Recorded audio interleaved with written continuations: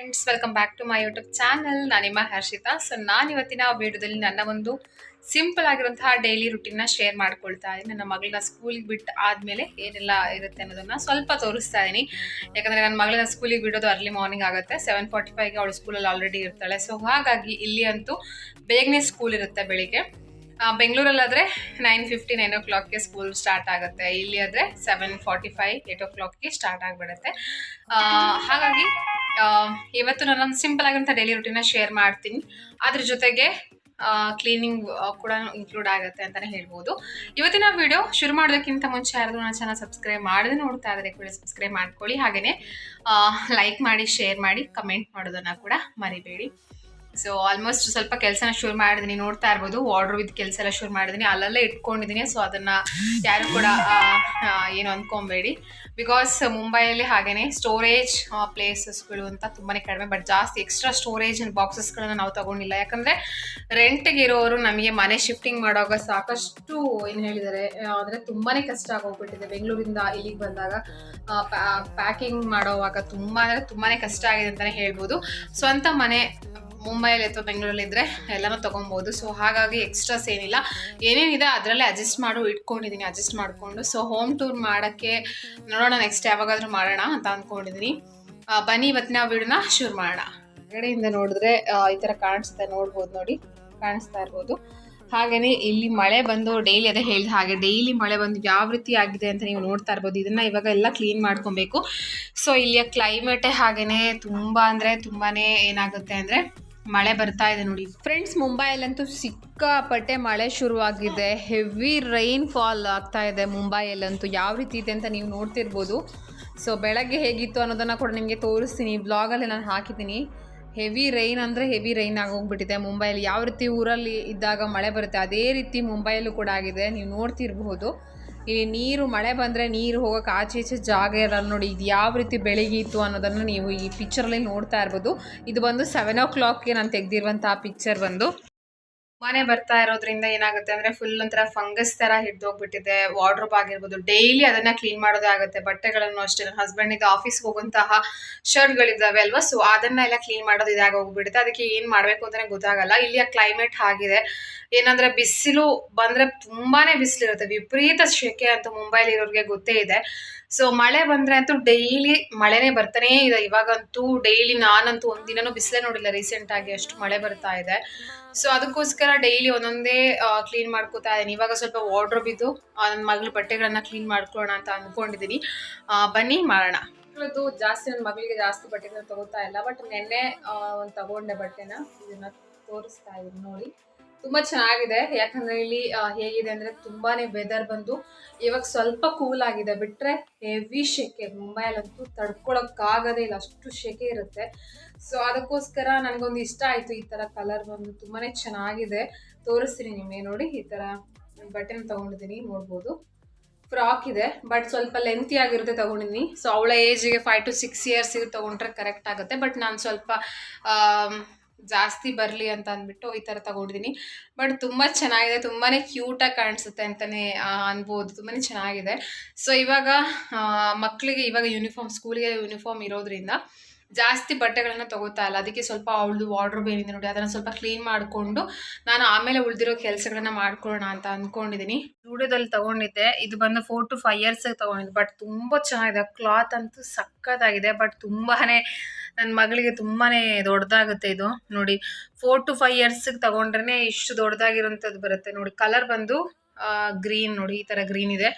But black colour pant hockey match ಮಾಡಿದ್ರೆ ತುಂಬಾ ಚೆನ್ನಾಗಿ ಕಾಣಿಸುತ್ತೆ. ನೋಡ್ತಾ ಇದ್ದೀರಲ್ವಾ. ಬಟ್ ತುಂಬ ಚೆನ್ನಾಗಿದೆ. ಕ್ಲಾತ್ ಅಂತೂ ತುಂಬ ಚೆನ್ನಾಗಿದೆ. ಕಾಟನ್ ಬಂದು ಬಟ್ ಸೈಜ್ ಬಂದು 4 to 5 years ನಾನು ತೊಗೊಂಡಿರೋದ್ರಿಂದ ಕೂಡ ತುಂಬ ದೊಡ್ಡದಾಗ್ತದೆ. ಸ್ವಲ್ಪ ಇದನ್ನು ಆಲ್ಟ್ರೇಷನ್ ಮಾಡಿಸ್ಕೊಳ್ಳೋಣ ಅಂತ ಅಂದ್ಕೊಂಡಿದ್ದೀನಿ. ಮತ್ತು ಅದು ಐ ಥಿಂಕ್ ತೊಗೊಂಡಿರೋದು ಅನ್ಕೋತೀನಿ. ಇದು ಕೂಡ ಜೂಡಿಯೋದಲ್ಲಿ ತೊಗೊಂಡಿರೋಂಥದ್ದು. ಇದು ಚೆನ್ನಾಗಿದೆ. ಒಂಥರ ರೈನ್ಬೋ ಇದು ಬಂದುಬಿಟ್ಟು ಚೆನ್ನಾಗಿದೆ. ಸೊ ಇದನ್ನು ನೀವು ಯಾವುದ್ರ ಜೊತೆನೂ ಪೇರ್ ಮಾಡ್ಕೊಬೋದು. ತುಂಬಾ ಚೆನ್ನಾಗಿರುತ್ತೆ. ಜೀನ್ಸ್ ಆಗಿರ್ಬೋದು ಅಥವಾ ಲೆಗಿನ್ಸ್ ಆಗಿರ್ಬೋದು, ಯಾವುದ್ರ ಜೊತೆನೂ ಮಾಡ್ಕೊಬೋದು. ಇದನ್ನು ನಾನು ಫ್ಲ್ಯಾಶ್ ಲೈಟ್ ಹಾಕಿ ತೋರಿಸ್ತೀನಿ ನೋಡಿ. ಇದು ಕೂಡ ಅಷ್ಟೇ 4 to 5 years ತೊಗೊಂಡಿರೋದು. ಬಟ್ ತುಂಬಾ ದೊಡ್ಡದಾಗಿದೆ ನೋಡಿ. ಎಷ್ಟು ವೈಡ್ ಆಗಿದೆ ಅಂದರೆ ತುಂಬಾ ದೊಡ್ಡದಾಗಿದೆ. ನಾನು ಆವಾಗಲೇ ತೋರಿಸಿದ ಹಾಗೆ ನಿನ್ನೆ ನಾನು ತೊಗೊಂಡಿರೋಂಥದ್ದು ಬಂದು ಇದು ಫ್ರಾಕ್. ತುಂಬ ಇದು ಕೂಡ ಚೆನ್ನಾಗಿದೆ ಫ್ರಾಕ್. ನಿಮ್ಗೆ ಹೇಗೆ ಅನ್ನಿಸ್ತು ಅಂತ ಕಮೆಂಟ್ ಮಾಡಿ ನೋಡಿ. ಬಟ್ ಇದು ಸ್ವಲ್ಪ ದೊಡ್ಡದು ತೊಗೊಂಡಿದ್ದೀನಿ, 7 to 8 years ಅಂತ ಅನ್ಕೋತೀನಿ ನೋಡಿ. ಇದು ಮಾಲಲ್ಲಿ ತೊಗೊಂಡಿದ್ದು 7 to 8 years. ಬಟ್ ಲೆಂತ್ ಸ್ವಲ್ಪ ದೊಡ್ಡದಿದೆ ಬಿಟ್ಟರೆ ಇದು ನೋಡಿ ಸ್ಟ್ರೆಚೇಬಲ್ ಆಗಿರೋದ್ರಿಂದ ತುಂಬ ಅಂದರೆ ತುಂಬಾ ಚೆನ್ನಾಗಿದೆ ಅಂತಲೇ ಹೇಳ್ಬೋದು. ನೋಡಿ ಈ ಥರ ಇದೆ. ಆಮೇಲೆ ಇನ್ನೊಂದು ಟೀ ಶರ್ಟ್ ಬಂದು ಇದು ಕೂಡ ಹೊಸದೇ, ಬಟ್ ತುಂಬಾ ಇಷ್ಟ ಆಯಿತು ನನಗೆ, ಅದಕ್ಕೆ ತೊಗೊಂಡಿದ್ದೀನಿ. ನೋಡ್ತಾ ಇರ್ಬೋದು ನೋಡಿ, ತುಂಬ ಅಂದರೆ ತುಂಬಾ ಚೆನ್ನಾಗಿದೆ. ಈ ಥರ ಪ್ರಿಂಟ್ ಇದೆ, ಕಲರ್ ಬೇಬಿ ಪಿಂಕ್ ಬಂದು. ಇದನ್ನು ನಾನು ಝೂಡಿಯೋದಲ್ಲಿ ತೊಗೊಂಡಿರುವಂಥದ್ದು. ಇದು ಲಾಸ್ಟ್ ಟೈಮ್ ತೊಗೊಂಡಿರೋಂಥದ್ದು ಆಲ್ಮೋಸ್ಟ್ ಆಯಿತು 3-4 months ಆಗ್ತಾ ಬಂತು ಅಂದ್ಕೋತೀನಿ. ಇದು ನನ್ನ ಸೈಜ್ನ ಕರೆಕ್ಟಾಗಿ ನೋಡ್ಕೊಳ್ದೆ 7 to 8 years ತೊಗೊಂಡಿದ್ದೀನಿ. ಬಟ್ ತುಂಬ ದೊಡ್ಡದಾಗಿದೆ ನೋಡ್ಬೋದು ನೋಡಿ.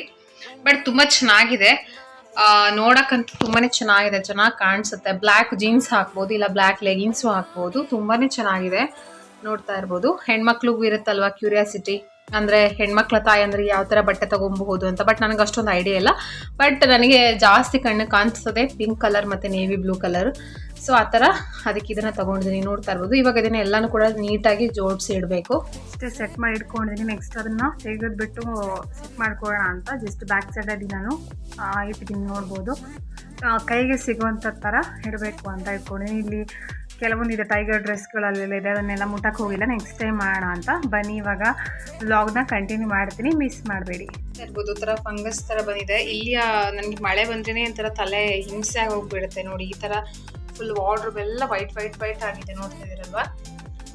ಸೇಮ್ ವಾರ್ಡ್ರೋಬ್ ಆಗಿರ್ಬೋದು, ಆಮೇಲೆ ಕಾಟ್ ಎಲ್ಲನೂ ಕೂಡ ಹೀಗೇನೆ ಆಗಿದೆ.